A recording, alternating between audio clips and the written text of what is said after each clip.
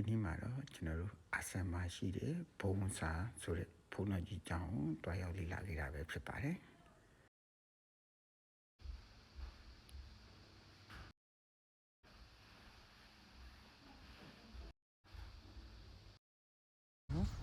ကျောင်းပရပိုက်တွင်မှာတွေ့ရတဲ့မြင်ကွင်းပဲဖြစ်ပါတယ်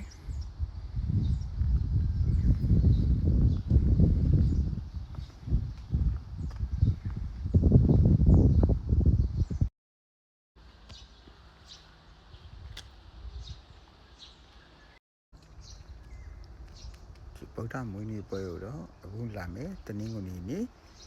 မနက်10:00 နာရီမှာကျင်းပမယ်လို့သိရပါတယ်။ပေါ်မှာဖះကျောင်းဆောင်3ဆောင်ရှိပါတယ်။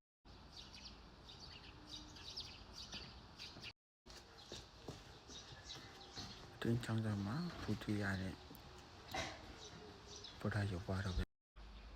အခုဒီမှာဆိုရင်ကျွန်တော်ဒီဗုဒ္ဓမွေးနေ့ပွဲအတွက်ပြင်ဆင်နေတဲ့မြင်ကွင်းပဲဖြစ်ပါတယ်။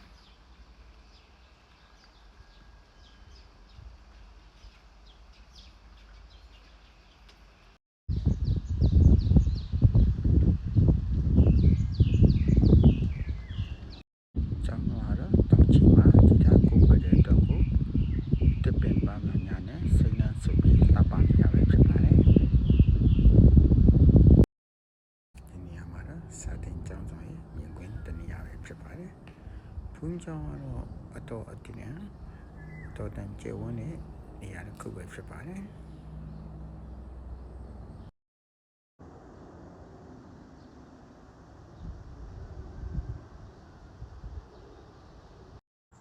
ဗုဒ္ဓမွေးနေ့ပွဲကိုတော့အခုလာမယ်တနင်္ဂနွေနေ့မနက်10:00 နာရီမှာကျင်းပမှာပဲဖြစ်ပါတယ်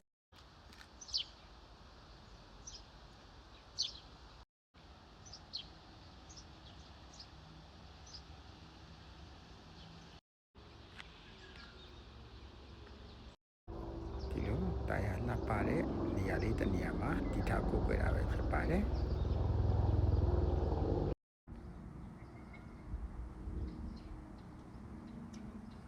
အခုမြင်တွေ့နေရတာတော့ကျွန်တော်ဖုန်းတော်ကြီးကြောင့်အဝင်အပေါက်ပါပဲဖြစ်ပါတယ်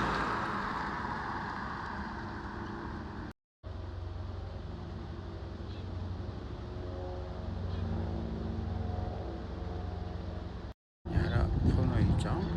ပေါဝကာယနာယကာယနာပဲဖြစ်ပါတယ်